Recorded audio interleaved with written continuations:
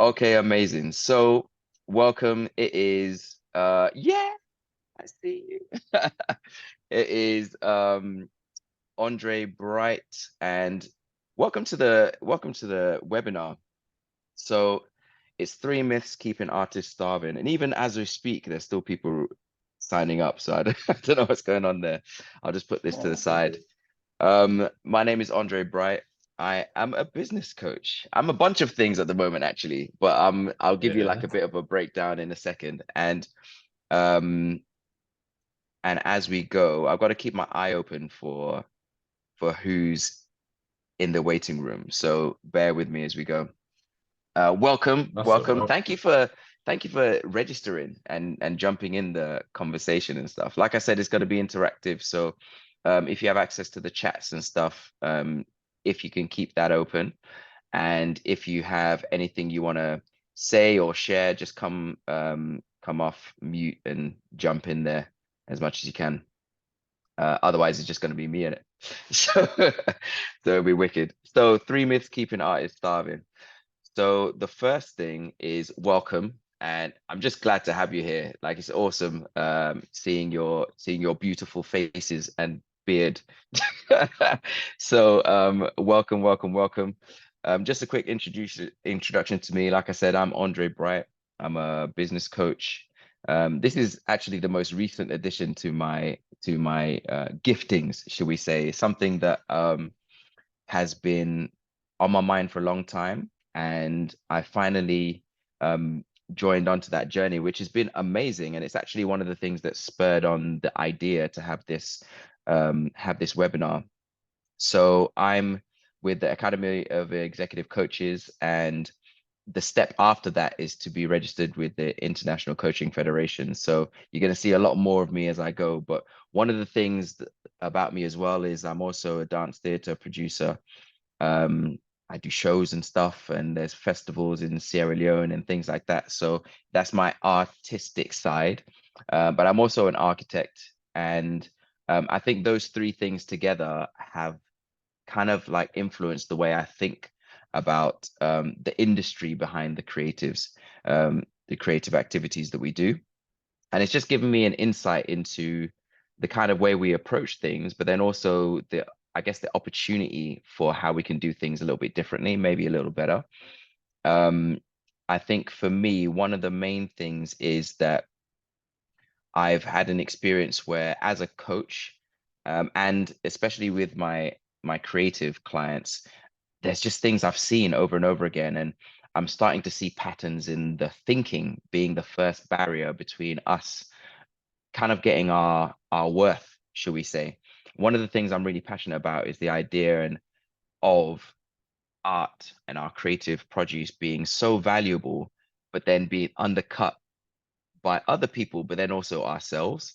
And so I've been digging into what is kind of behind that. And like I said, the coaching journey I've had so far has really exposed quite a few things, which I'm going to be talking about in this webinar. And I guess the first step, really, before we even get into the depths of that, is let's get started with it. But before we really jump in, is I wanted to have like a bit of a discussion into what kind of beliefs might we have that could be holding us back from making our worth, and the beliefs in the general sense. I guess before we even open up to that, just a brief background, because I always find it useful to give this as a foundation before we open up the conversation. Is that beliefs are everything.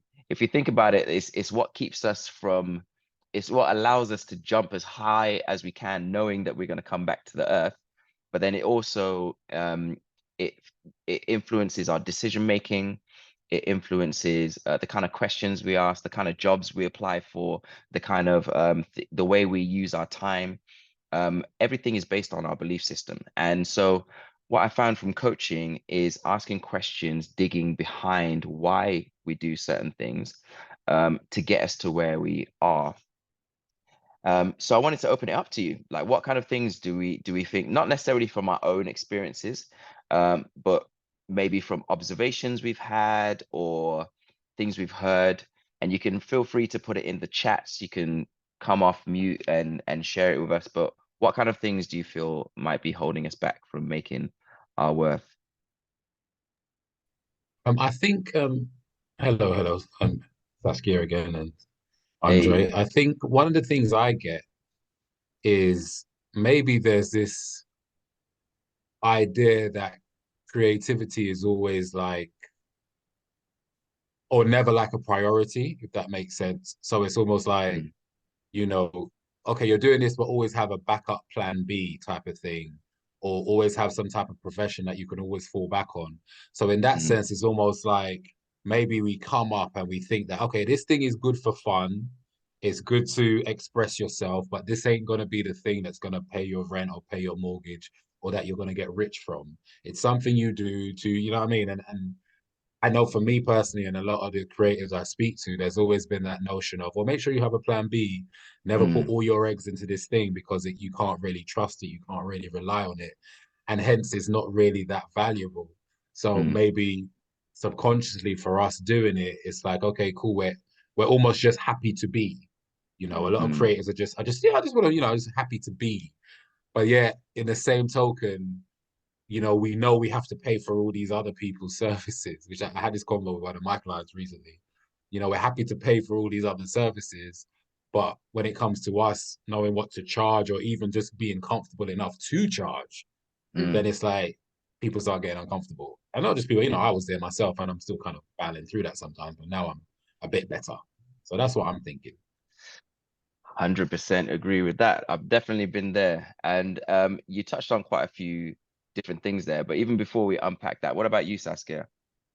Yeah, yeah, that's very relatable, definitely. And just off of that, I think what makes me think of is the most common thing I hear is like, I don't have enough experience, and that could be from Mm, someone, yeah, that could be from someone who's like been listening, say someone has been a bedroom producer like their whole life, and then, Mm, wants to, yeah, they would have been producing for like 10, 12 years, but then when it comes to like getting signed or getting sync deals or getting like money from it, it's like, oh, I'm not that, I don't have any experience because I haven't been paid before for that, even though you might have been honing a craft for like however long in your own yeah, in your own like space. And but I don't personally, I find that as like a constantly morphing creative. Like I do know, like on a yeah, I do know on a conscious level that every job that I do, I learn skills which I can take to the next thing, which I can take to the next thing.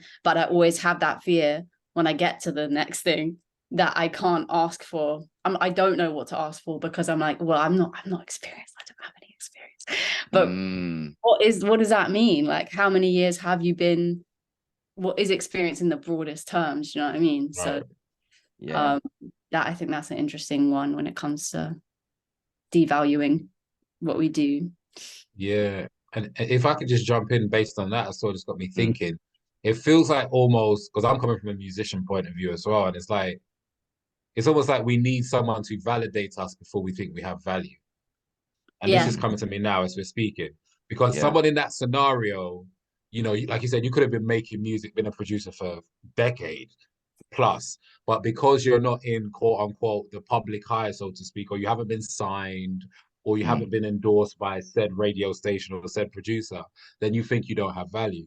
So it's almost like all our value and worth is put based on or put into the hands of these individuals who might be gatekeepers, tastemakers, whatever. mm. And it is only when they say, yeah, you're good, quote unquote, then it's like, and yeah, that just came to me as you were speaking. That just came to me as you were speaking. Oh, straight facts. And the thing is, this like all three of those things are things I've come up on this coaching journey as well. Like one of the things you mentioned earlier, Tony, was about the idea of having a plan B and not really taking it as a legitimate career path a lot of the Mm, time.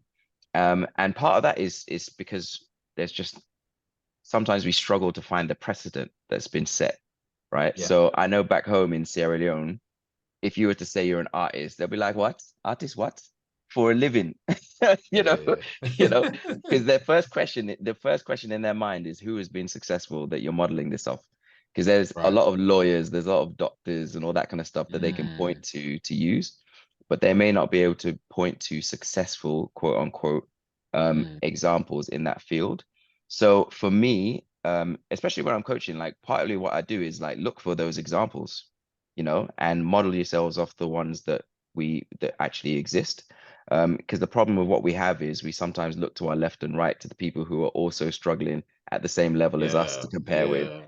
and we don't get motivated by that because we're like, no, we're all struggling, but all is a strong word, you know. And then it perpetuates that idea. And then in terms of the whole, I'm really glad you mentioned that, Saskia, about the idea about, you know, worth and being able to say it with your whole chest. Again, this is my architecture side coming out now, because where I am at the moment is I'm at the stage now where I get to see under the hood of the firm. So I get to see where the numbers are. You know, I get to see what we charge the clients and what the markups are and how we package our products and how we market them and sell them and how we Okay. get a client in recurring rent revenue and how we build those relationships. And I'm sitting back thinking, we as artists do all of this. You know, we have the potential to do all of this, but it's just that as an individual, we don't necessarily understand the cogs behind the system of a business, but there are actually some really low hanging fruits. So, and some of them are really just as simple as being able to say, "This is my fee," and you know, at a It's basic, real. you know what So I mean? real. I'm just being as Yeah. real can be, right? Some of it is just as basic saying, "This is my fee," and just to test Yeah. it out, because Yeah. even when you're a multi-million-pound company, the numbers come from somewhere, and there's always a first time they say it. You Yeah. know, there's always a first time, you know. Mm. And what often happens as well, and which is what I say to everybody who's an artist, is if you have charged something 3 times, it's time to raise your price. That is one Okay. thing I would usually say. Like, Uh, so if I've got a product or a service or I'm selling, okay, it might be different for albums and things like that, but definitely for mm. shows, right? Mm. You will say, okay, if I've done it 3 times for this kind of service and there's been no resistance, people are Mm. happily Right, just, right, right, right. you know, Yeah, yeah, yeah. happily Yeah, just yeah. doing You're this too cheap. price. Put it You're by too cheap. You're too that. cheap. 3 times, it's a wrap. It needs to go up, you know. I like that. I like that. Okay. And then you start to see where the limit actually is. And an Mm. example of that is the post I did today actually, which was when I basically gave my fee. The guy was like, "No, I'm not paying that. I can find that down the road, basically." And I just said, "Okay, then do that." And then when he actually paid me my fee to do the session, I did it, and then he offered me more, which told Mm. me that he actually had the budget. And Right. so sometimes we've just got to, you know, be thinking about how we package it. So I'm really glad you brought out those points because some of them touch on what I was going to talk about in a minute. But are there any other things that we kind of like have seen or experienced in terms of belief systems that hold us back from our worth before I move on? I mean, I've got some I've been having a lot of examples about this because literally in the last week or so, I've been in sales mode, which is Mm, a whole new skill from being a creative. Like I'm reading books on how to sell. I'm learning how to sell. I'm watching documentaries and podcasts and blah blah blah. So I'm having mm, a lot of these one-to-one conversations, and the question of worth, like you were just saying, in terms of you tell someone your price, and they mm, start and ahhing, and I'm just like, now I'm like, because before, when you get into it, especially if you're desperate for money, it's like, okay, cool, you just start taking anything. But then I think that mm, kind of like, if I tell you, I charge £100 for a session, for example, mm, and then I then knock it down to about 50, 60 quid just because I want the money and that's what you can afford, then it's like, mm. well, how much do you really value that? And then I found sometimes when I've been too cheap, the people don't value what I'm giving as well.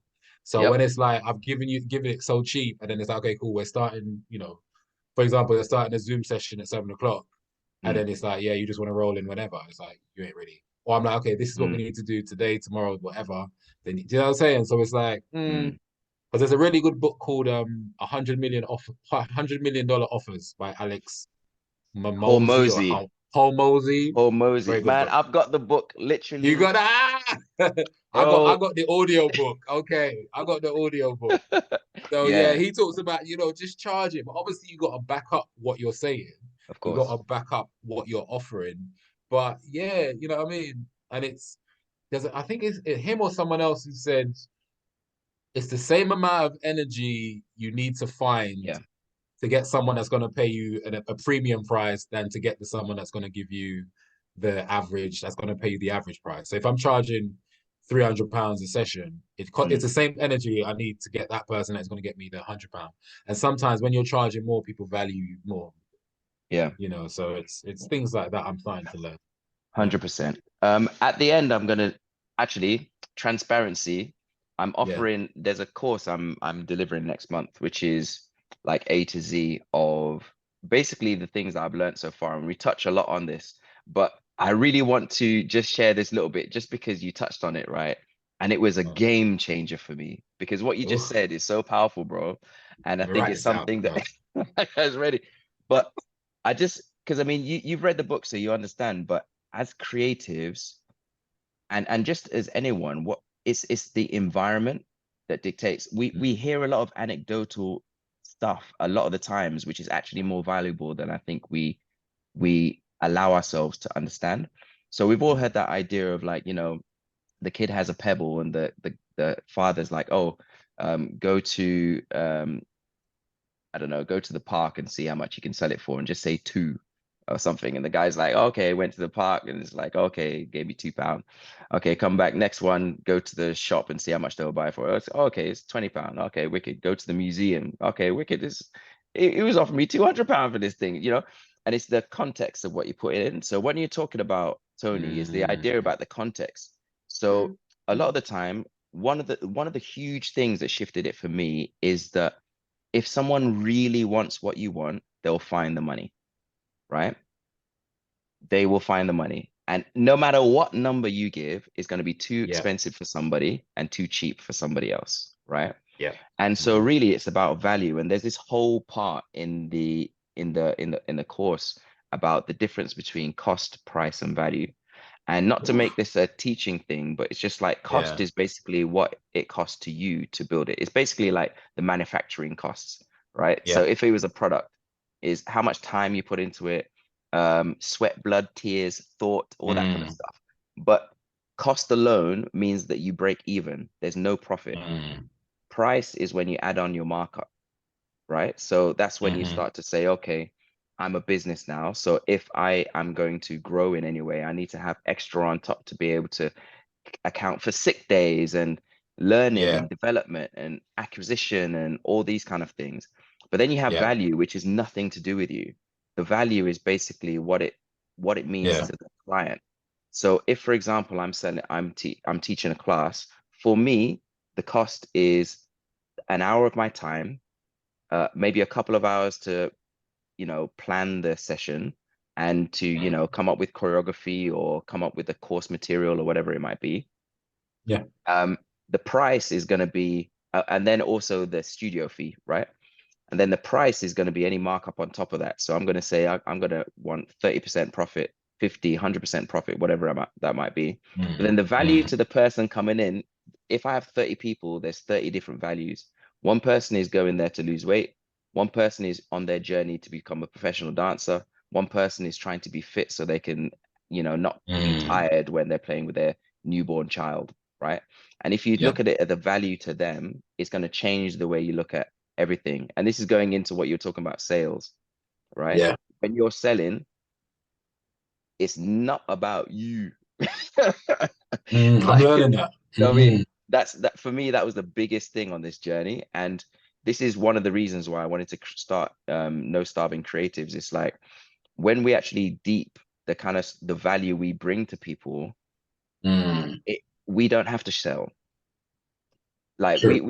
what we do touch on mental health. It touches on life expectancy. It touches on our relationships with our friends, our family, our children. It is game changing, and you literally cannot put a number on that. And so when we go and say, oh yeah, I'm just doing a show, we're underselling it. Like I Yeah. remember the first time I performed, and like the first three rows were in tears. I couldn't put a number See. on that, you know. See. So Oh, anyway, yes, Andre, wait, that's it. I don't know if you can see me eking out right now. Yeah, yeah. I'm loving it as well. Cry or laugh or just be like, what the fuck? Yeah, but it is. It's like, and the thing is, this is one of these things where it's difficult to measure. I think that's the only thing that's the problem, is that Mm. we haven't spent enough time looking at how we can measure these things. So for example, one of the things that I'm doing with No Starving Creatives is I'm having a lot of interviews behind the scenes with people from like Google and Deloitte and KPMG and people who've done festivals and all these kind of stuff as well. And there's things like impact assessments. Like if you were to go corporate, you will say, how can I measure the before, during, and after of an experience of someone who is experiencing what I do?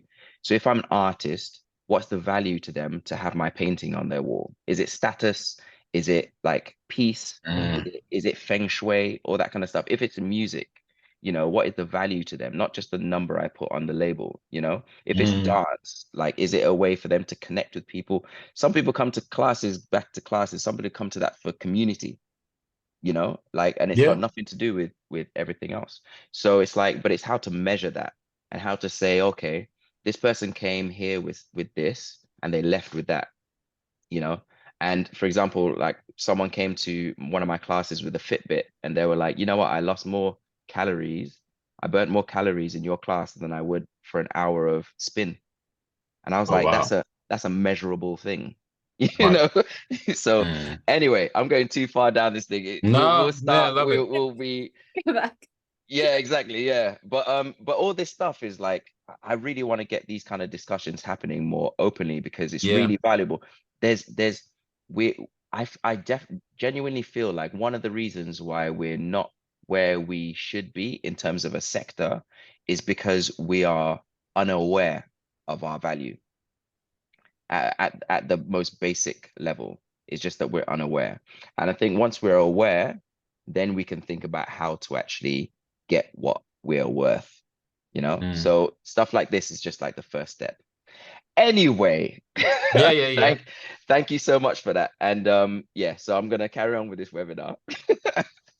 So No. I really appreciate that. So the first thing, and these are just three things I've come across, and the only reason I've chosen these three because I thought they were just really interesting. I deliberately didn't put certain ones in because I knew they would come up in conversation, which they did. So I was right. So successes for sellouts. So picture the scene. Um, you are an artist, you have something to give, you really love what you do, but there's an idea in the back of your mind that if I put money on it, then it means that it's either devaluing the work or I'm going to be selling out. And I remember this being a conversation in the music industry as well. So you can tell me if I'm right or wrong, Tony, because I remember this whole discussion about, these billionaire artists. And some people would say that they're selling out because they're going commercial and all this kind of stuff. And there was a whole discussion around that.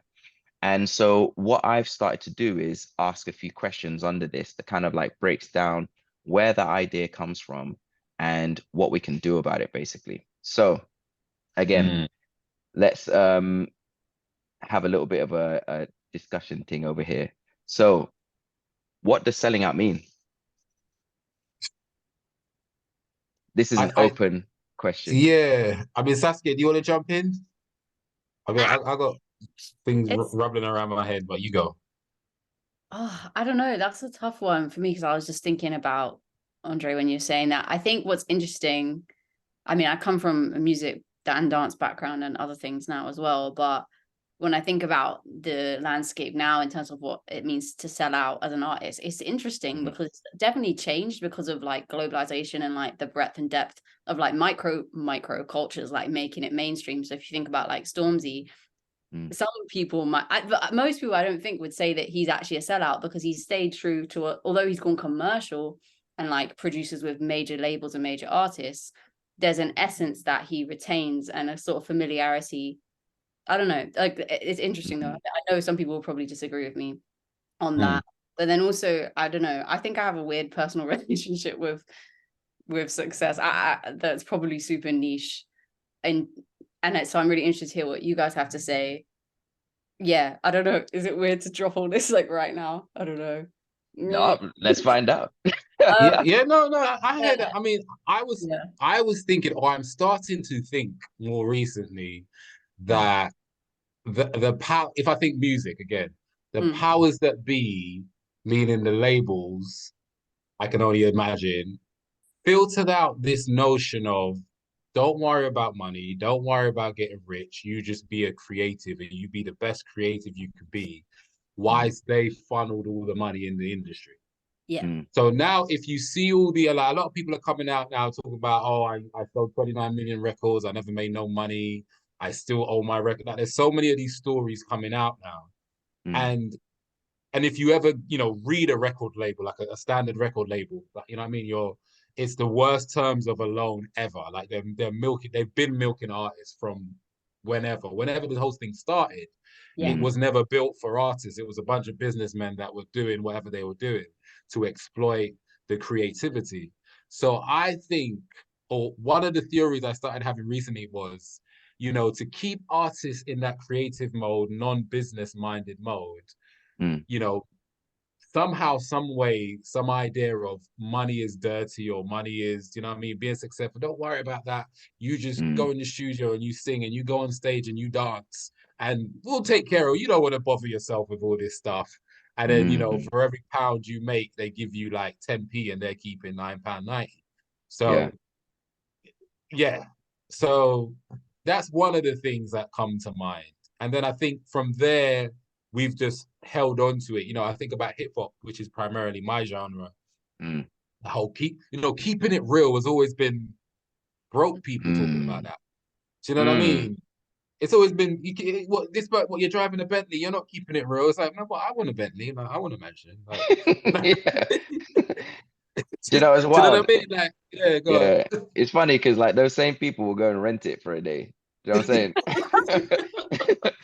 But You know what I but mean? no, Like, I want it's one. yeah, I wouldn't mind that outside.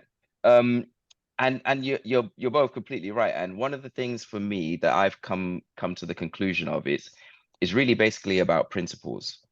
And it's if you are sticking true to your principles, that is one way I found that people perceive someone not to have sold out, even when they get to certain levels of success.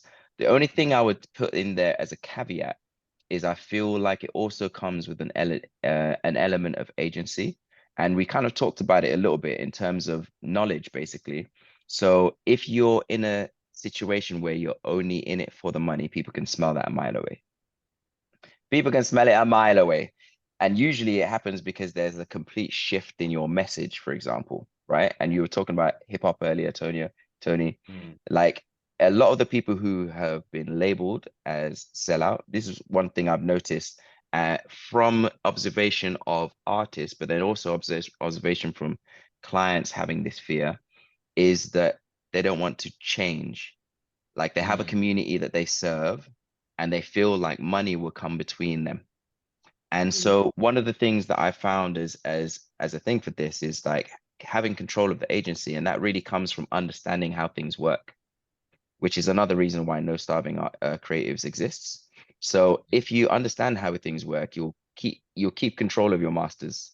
You know what I'm saying? And you'll have that Yeah. conversation early on. Mm. You'll make sure that you read the contracts and you'd come into it as equals in as a partnership. And you'll say, look, I really like all of this, but 7.2, that's not going to run. Mm. So Mm. it's either we take that out or, whatever it might be.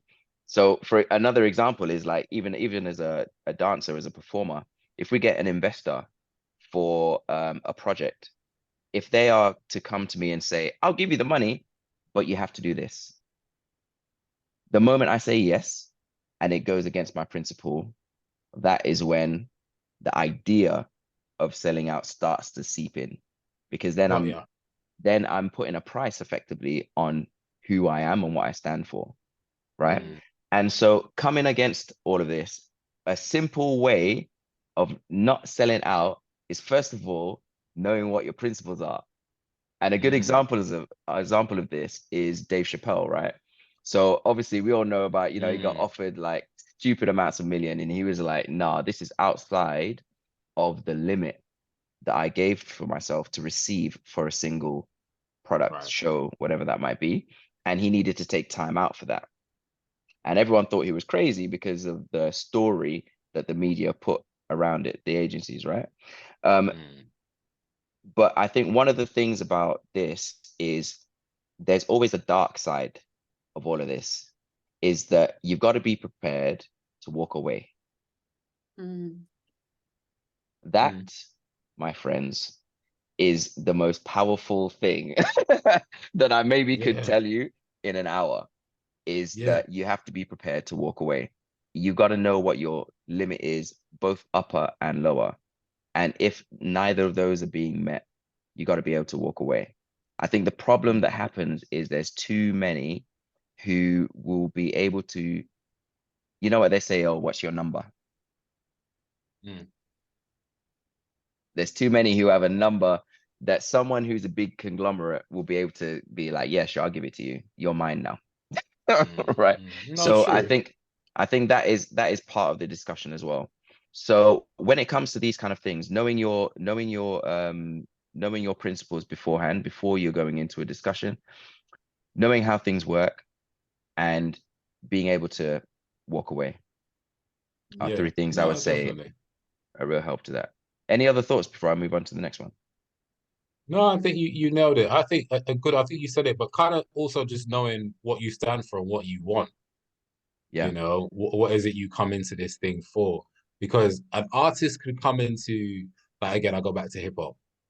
I could be all about the money, but not rap about money.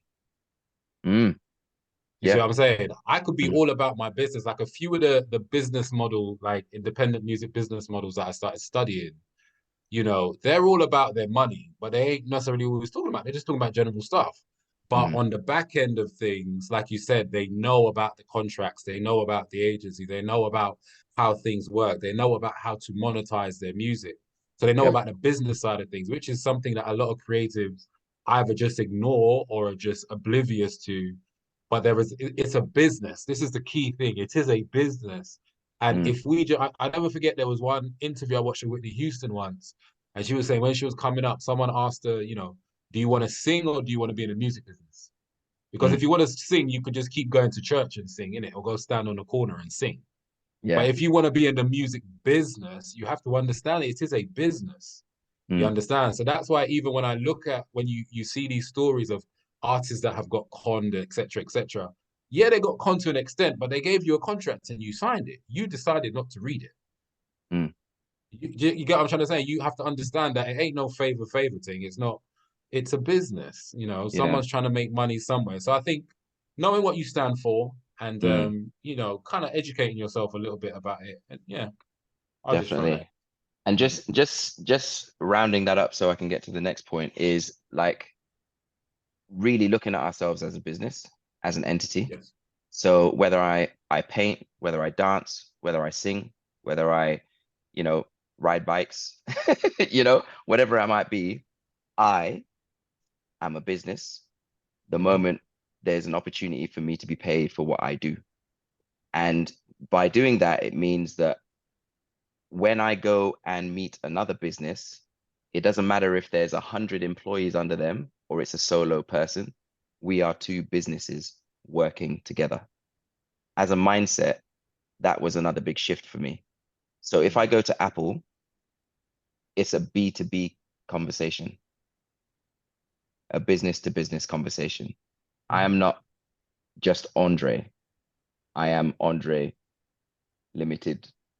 Yeah, you know what I'm saying? So, For real. but it's a big thing because it means negotiation changes. But yes, let me get to the next one before I So, lose myself. The next one I've come across a few one, and we've talked about this a few times, so maybe we can skip through this a little bit. But selling is dirty. Mm. Um, mm. and this touches on the last point, which is about selling out. But then also it touches in a few things that we talked about earlier with regards to actual sales, and the idea of money. Like one of the things that I found recently. I did a I did a workshop with a woman called Dr. Decker, and she is like my financial guru, man. She was amazing. And she was talking about what your money story is, what your relationship with money is, and where we get that relationship from. So as we grow up, it's usually a situation where we absorb information, we see how money is treated, and we see how money affects people, and we create a story in our mind which we take into adulthood. And you'll find that some people are hoarders and they'll keep money. They'll gain it and not spend it. They're scared to lose it. Some people are givers, spenders, right? Some people give it away, right? They just can't keep it, don't want to keep it, don't want it around. They'll any excuse to get rid of it. Some people are people who I call the ostriches. They'll keep their head in the sand and not think about money at all. Like, it's evil, it's whatever, I Yeah. don't have a look at my bank account, whatever that might be, right? Yeah, exactly. Michaela Cole is a great example of that. Like she's as a business model you're talking about, Tony, like she's a great person to look at. Oh, is it? Um, Oh, okay. Say no more. yeah, Right. 100%. Man's got his glasses on, he's ready. But Yeah, yeah, yeah, yeah. so yeah, so but the idea about selling is dirty is kind of connected to the idea about money being evil as well. And I know we've all heard that storyline.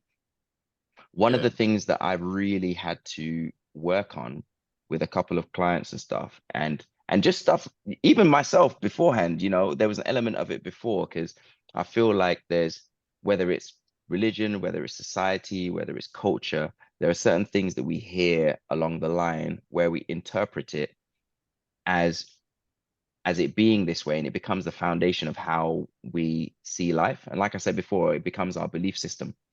And one of the common things that I hear a lot is that, like I said, um, money is evil.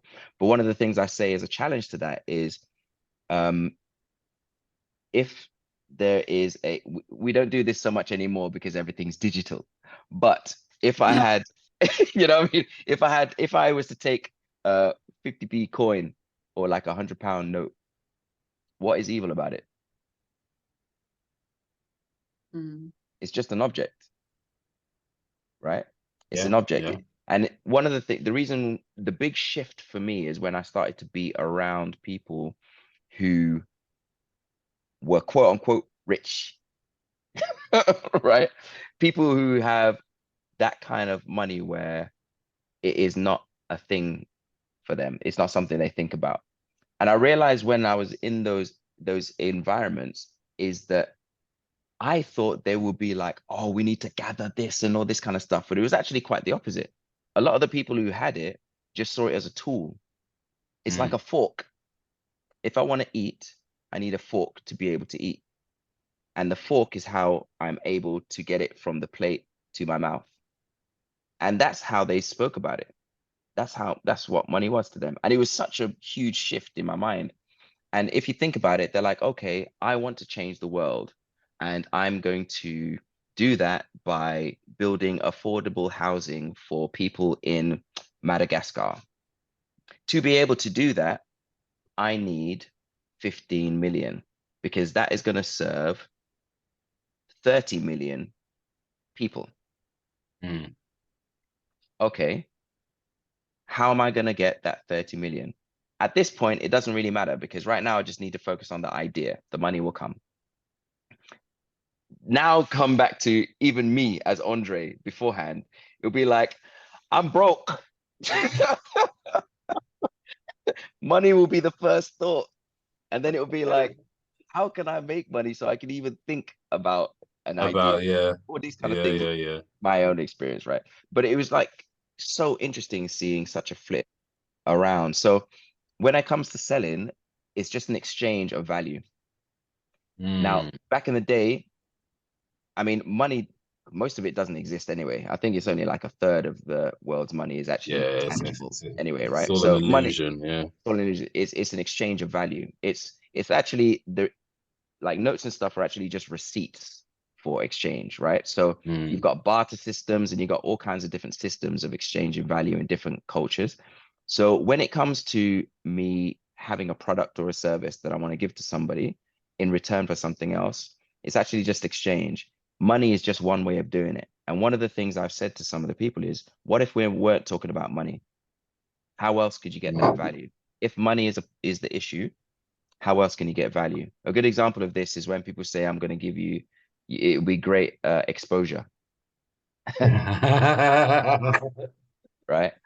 And I one of the love things that one. oh, trust me, it's wonderful. But here's the thing, right? Exposure can be valuable if you are Yes. able to turn it into clients. So I'll Yeah. give you an example. I was a friend of mine had a event, and he was like, bro, it's a charity show. I can't afford your fee, bro. I was like, okay, cool. So who's gonna be there? Mm. Right? It's a charity event, Mm. which means that there's going to Mm. be investors in the room. And those investors probably own companies, probably own buildings, probably own events, probably own all this kind of stuff. If I'm in front of those people, then those people can become my clients if I work it right. So even though you can't afford my £500, for example, I may be able to get 2 grand's worth of work from the people in your audience. That becomes valuable, Yeah. right? So when it comes to that, and you look at it as exchange, um, it really is just that. And one of the things that Yeah. I'm really big on is not giving for absolutely nothing, because Right. then you're downselling your worth. Yeah. If you do that enough, then people will assume that is what you're actually worth. That's your price. Yeah.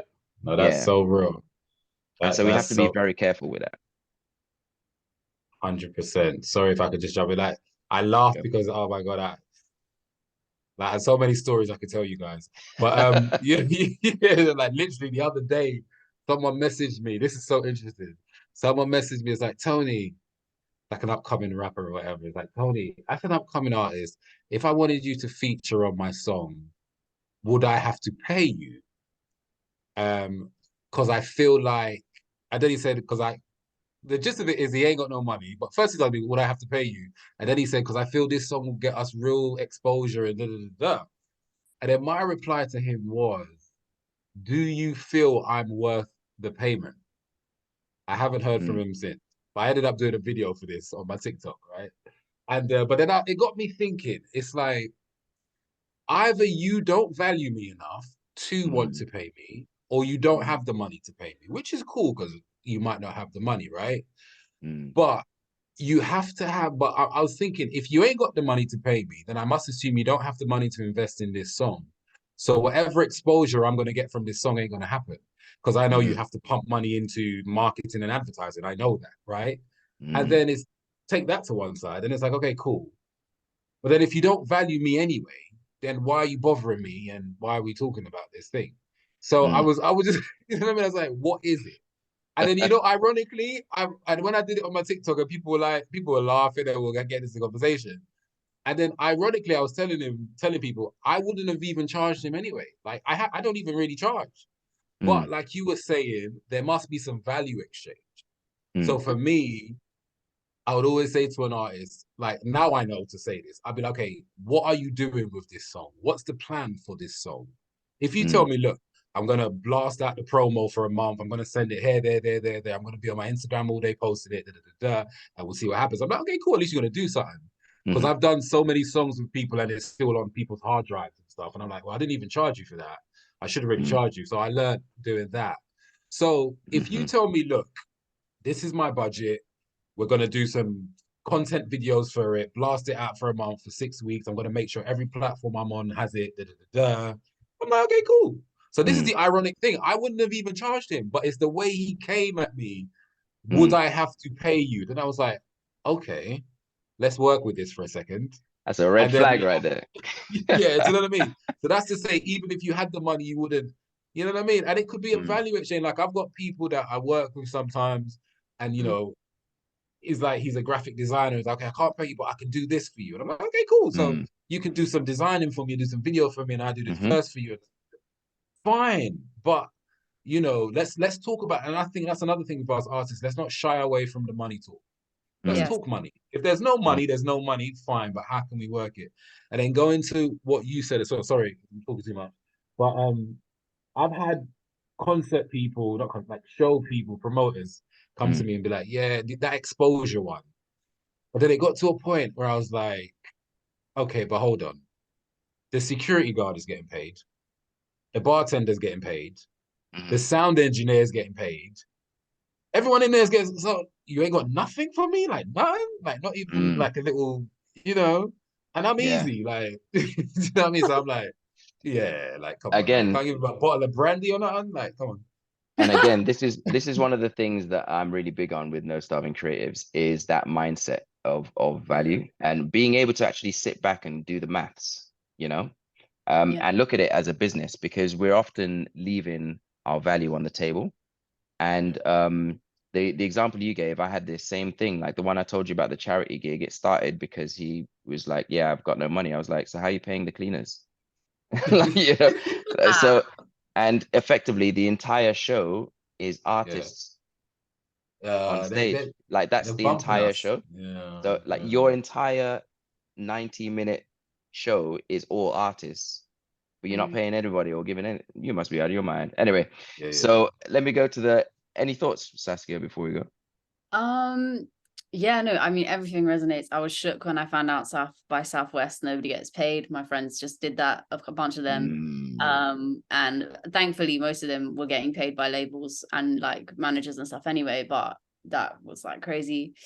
Yeah, no, this is just really, it's amazing. It's empowering me because I'm realizing again, I don't think we could go into this now, but maybe if I join your course later, Andre, we yeah, can. yeah, we're there. We're there. I got put into scenarios through exploitation where I basically have Mm, been pushed out of the industry by fire by force, by my body. Yeah, I became disabled, which is nuts. mm, And I'm actually hearing all of this stuff now. It's crazy. I'm actually glad that that happened because I recently Mm. got a job offer, you know, and it's actually from someone very reputable in the industry. amazing. I won't say names. They were trying to be like, I don't have any P, I don't have any P. And it's also that thing of like, know who you're, if you're the person who's like trying to get people to work with you, you need to know who you're selling to, who you're like trying to get on board, because this person Mm-hmm. should really know like my skill set and what they're asking me to do, but they just had no idea and they were trying to palm me off. So I literally just walked away from something that when I recently saw the acclaim that they've gotten for another thing, I was like, oh God, did I make the right decision? But I'm really happy to hear. Yeah, good for you, man. Stick with Okay, the principles. yeah, exactly. Maybe something else, but yeah, it's all And there good. will always be something else. That's another mindset thing, is the abundance Mm. idea. Is that no Mhm. matter what happens, there's always going to be more. Anyway, we ain't got time for those stories, but Yeah, you yeah, know what I yeah, mean? yeah. But literally just the last one while we're here, scaling is greedy. And I just want to talk about what scaling actually is, right? Um, Scaling for me is when you start to think to yourself, and it's such a huge part of the business structure that we miss out on as individual creatives, freelancers. So scaling for me is when you go from one person to a team and a team to an international industry, whatever it might be, Yeah. right? Yeah. Because then you start having to think about how this is going to run without you. So, for example, if I am a theatre producer, how if I'm a theatre producer and I believe this company has a message that the world needs, then I got to assume that this message will last longer than me. If that's the case, how will it still be around serving its purpose after I'm gone if I'm doing Mm. everything, right? Mm. So, and it's really important for me, huge light bulbs. When I tell you these past few years have been huge light bulbs hitting me left, right, and center, like a ring light over here. So it's like, like, but it's one of these things where the first step actually is being able to say, I will charge this as if I'm not the one doing it. That was the Yeah. first step. If I was to employ somebody to do this, how will I structure the payment? Mm. Okay. So let's say, for example, I okay, great example. Google was one of my biggest clients, right? And we did wellness sessions for their YouTube Black Voices program. And I had to be coached it through the process of how to do it by a friend of mine who actually works with them. And so she was saying, like, if you were to be the CEO of your company and you had to charge this, how would you approach it? And I was like, okay, cool. So I need someone to do this. I need someone to deliver it. I need someone to project manage it. I would need someone to who's in charge of the liaison, the HR. I need the accounts and stuff done. I need this whole team will be doing this work, right? Because really all those things are Mm. me, Right, right. Yeah, yeah. right? It's But clicking. Mm. yeah, right. So I need all those people in a team to be able to deliver this. And again, this is me, especially now getting to the point of the business in architecture where I'm seeing the numbers. I understand where all these things go. And so, and I'm sitting back thinking, yo, there's a whole line item for acquisition. Acquisition is basically just saying there's a plot of land over there that we could use as an architect. So, for example, there is a client there that we could build a relationship with, or there's an opportunity there that we could get. That is acquisition, right? Going from we could to we have. That's what the acquisition model is. But we do that as artists all the time, whether it's looking for funding, whether it's looking for other artists to work with, whether it's looking for a corporate company or all that kind of stuff. Yes, bro. Wait, so what is that? That's an actual role in the business, like Yeah. So you'd acquisition. have Because I've seen that an acquisition officer or acquisition. So that's literally it. acquisition Wow, that's managers. dope. Yeah. Manager or something. And like you said, that's what we do. That's what we That's what do. it's funny. Yeah. Yeah. And Wow. if you like again, if you step back and actually Mm, look at it like that, you realize how much we're selling ourselves short for. Um, mm. Tony, you mentioned earlier that sometimes if you put the number too low, they won't take you seriously. Yeah. When I was, I'm not going to give numbers, but let's just say that what I was going to charge Google was literally a tenth of what I ended up charging them. And it was for a third of what I was going to offer them. So effectively, it was like 300% of what I was initially going to put together that we ended up charging them. And they were like, so sorry, this is all we could offer you. You understand? So, so Yeah. yeah, so it's one of those, it was huge. It was huge for me. But then it made me realize this is the Wow. value that we provide. Yeah. Mm. This is the value we provide. Like if you're doing like I said, if you're doing music and you're teaching it, for example, this is their first step to a career in it. Or this might be something where they're like have an event and they're trying to curate a space and they need certain soundscape and you might fit the bill.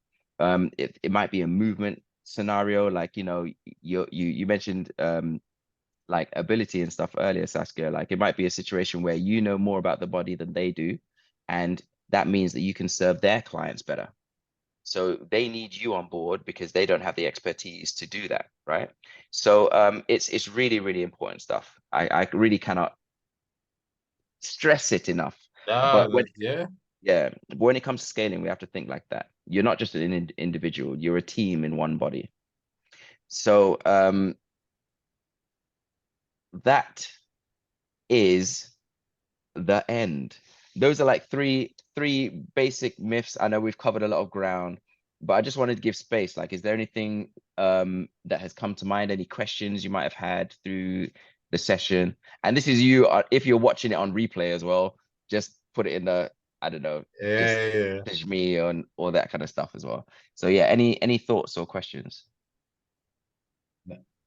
I was gonna say I particularly love that last bit where you're talking about think of all the roles that the business performs, right? I've just got to scribble that down. No And I'm problem. like, like we do all that. Like I'm doing a lot. And yeah, just knowing our worth. That's the big thing that stands out to me. Like I say, like reading that $100 million offers kind of kicked it off. I started reading that back end of last year Mm, and reading a lot of sales books and things like that. But really just knowing our worth. And like you say, like if you find the right people that you're providing that value for and knowing what the value is, they'll mm, find the money. Because I know when I needed, like when I think about what I sell now in terms of teaching artists how to grow their fan base, blah, blah, blah. Mm, Like I'm doing it now, but I also did these courses, and there was the people that I did courses with spoke to me, and they said certain things that triggered me and made me think, yeah, I'm going to spend my money with this person. There was a few of them mm, doing it. So from what I'm learning with the whole sales process and kind of just building a business around our music is one, mm, just knowing our value and communicating that value, not selling really on features, but selling on the benefits of what mm-hmm. we do and what we have to provide. So that's kind of stuck in me. But I love that, like I've written that down, like I am the acquisition person. I am the sales manager. I do aftercare sales service.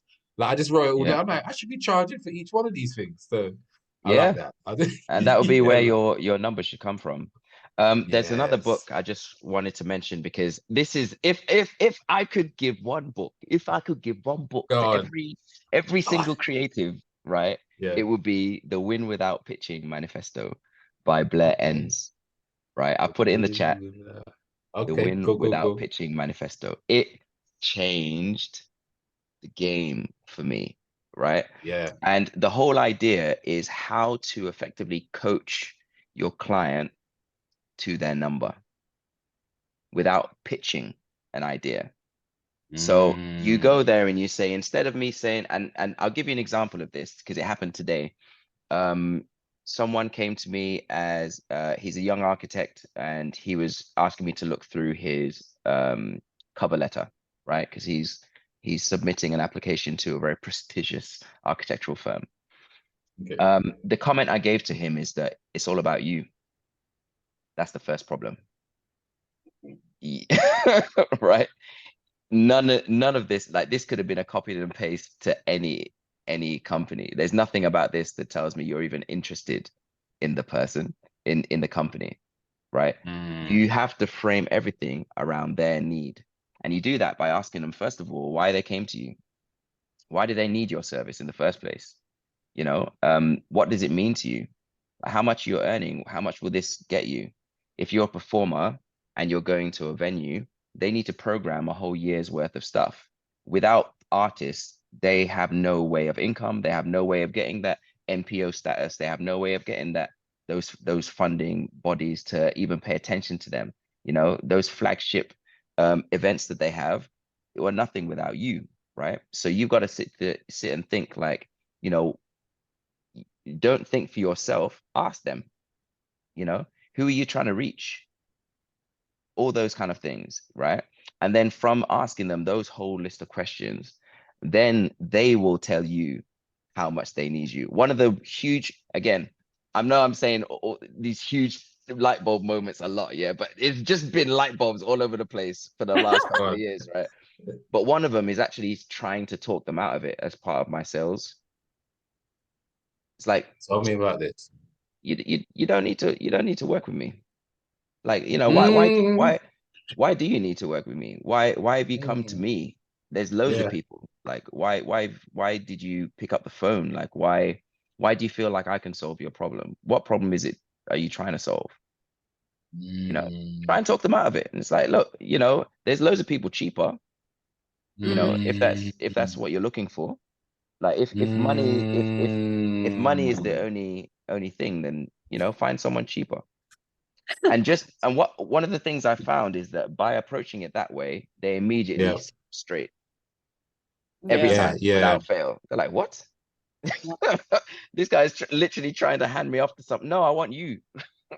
Literally, Yeah. Yeah. those are the conversations That's, I've been having recently, and it's been wild because it's such a minor tweak. Instead of it being about me and what I can give to them, I'll ask like, Mm. "What do you actually need?" oh, And me aside, what would this like? Say for example, I'm you know one of the other things, for example, let's say for example I was talking to a big client and it was a car company, right? Let's say Jaguar or something like that, right? Let's just assume they are on the other end of my call. I'd be like, Jaguar, you are massive, you could have access to anybody. I'm just curious, what made you pick up the phone to me? It's like, okay, cool. You know, we have that conversations like, you know, we're actually, there's a whole thing about diversity. We're trying to appeal to a different crowd. We know your fan base is this. We know you work with these kind of industry. We'd actually love you on board because we like your message. We've seen you online and all this kind of stuff. I'll be like, oh, amazing. Okay, that's dope. So what's the actual project? It's like, okay, cool. So we have this new car range coming out. We'd really like to, we've already got Tony Az on board. We've got Saskia who are working together, and we know you know them because we're trying to reach this particular agency and stuff. But the problem is that we need someone to actually do the specific movement that we're looking for to just finish it. But we need to do something that is visually appealing. We need something to reach these people because blah blah blah blah. It's like, oh, okay, cool. So how much are these cars worth? It's like, oh, well, they're each one of them is about 50K. It's like, okay, so how many of those are you looking to sell by having this advert that you're putting out? Oh, it's going to be running for the next year. We're probably going to be making so and so million out of it. And it's like, oh, okay, wicked. So let me get this straight. If we do like a absolutely amazing video, and this is something that, you know, TikTokers end up doing, and you get sales through the roof, this will make you X amount of million. It's like, okay, cool. So what percentage of that would you say would be like reasonable for me to get from that? They might be like, oh, okay, I don't know, maybe like 3 or 4%. It's like, okay, cool, done. Bearing in mind 3 or 4% of 20 mil is gonna be a lot more than if I'd have come to them and said, With oh, yeah. you want a video? I can do choreography for 500. Yeah. Do you know what I mean? It's a whole different kettle of fish in terms of that. So that Mm. what I just delivered there was from the Win Without Pitching manifesto, and it's around value-based pricing. But anyway, all of this and more is in the course that I'm putting together. But Okay. yeah, it's listen, when I tell you my mind has been exploding. But I just want to say thank you for sharing your time. I know I've gone a bit over, but I Well, appreciate you all completely. You all have my contacts and stuff, but I'm at Andre Bright and No Starving Creatives is basically where you can find me. In terms of the course, it would have been great to just put a link in there, but I'm putting a link in your emails. So have a look for that. So I'm going to send an I email will. after this, and it's going to have a video of this that's only going out to the people who've registered, and then a link at the bottom for the actual course. It's £50 and it's for 5 weeks. And it's literally, the idea is to plan your first 100K year. That's the idea. So it's going to look at things like value-based pricing, look at mindset. It's going to look at how to package your products and services, how to look at it as a products and services, right? How to kind of like diversify what we do into different things, and then how to sell it. So this is all stuff I'm doing with my clients anyway. So I decided to put it down into like a structured form. So if that's something that interests you, have a look for the link in your emails. Make sure to check your junk, but it's going to be coming from Eventbrite. I think it says it's coming from Eventbrite. So have a look for that. Will do. Any other thoughts and stuff before we go? No, this has been really, really good. Like Amazing. light bulb moments. Ping, ping, ping. I've made my I notes. tell you, I've Googled that book you said. I see there's an audio because I'm an audio book person. yeah. So I literally just go on YouTube and then sometimes I end up buying the physical book so I can read along. But I've found it already on YouTube. The Win Without Pitching Manifesto by Blair Enns, is it? Yeah, So yes, yeah, it's a two hour audio book. I'm going to be listening to that probably tonight. yeah. So It's thank you very actually much for that. it's a really short book, but the Mm, power is mad. So it's like, imagine. I don't actually have the physical copy, but it's one of those things, again, talking about value. I don't think you can buy it anywhere for less than like £30, Yeah, I 30 or saw it on 40 pounds. Amazon, £30. Yeah, Yeah, I went Amazon. It was right. like very good. And it's funny because when you see that price, you think, what? It's only a book and it's only small, but it will change the way you Mm, think. And if you look at it in terms of value, mm. it's worth more than that. And another way, if you look at it on YouTube as well, he's done a lot of interviews where he like actually demonstrates what some of those conversations might look like as well. So it's worth having a look Ooh, at. Anyway, nice. what about you, I'm Saskia? excited. Oh, mate, I don't know. I was just blown away. Just about everything. But also I just want to say that this is cute. This is such a mad full circle moment to, I don't know if Amazing. you remember, like a cafe, like after someone's birthday, it was a jam, we were having food in the cafe, and I asked you, wait, Andre, what do you do? And I was just, and then you told me, and I couldn't believe that was your day job. I couldn't believe that. Yeah. like you, someone as bright, as vibrant as you, was like also doing this whole hustle on the side. And I was so interested even then. I was like, what is this guy? Like, what is this gonna, who is this? And then here doing this. And it's just such a beautiful, because it all makes sense. And yeah, I'm very excited to receive everything, the link. I appreciate that. Thank you so much. And it's interesting as well because I do a lot of different things, but they all come towards a point. And I've realized now, only in hindsight, again, this is another thing that's in the course, like, purpose and all that kind of stuff. But in hindsight is when I've realized they all come together. So like my big project now is a performing arts village in Sierra Leone, which is what I'm working on. And that's going to bring the architecture, the dance, the coaching, the business, all of that together in one place. So now I have that specific vision in mind. Everything I do makes sense because it's all going towards that. But when you say them individually, it sounds like, bro, all over the shop. But yeah, no, I appreciate you both. Thank you both for coming. And like I said, have a No look worries, man. in your emails probably tomorrow, but possibly tonight. And then any Cool. questions, you have access to me anyway. So any questions, just get at me. Thank you. Wicked. Oh, nice one, man. Amazing. Thank you. Nice to meet you, Saskia. Nice to meet you. Nice one. Bye. Amazing. Bye. Have a good night. See ya. Bless, man.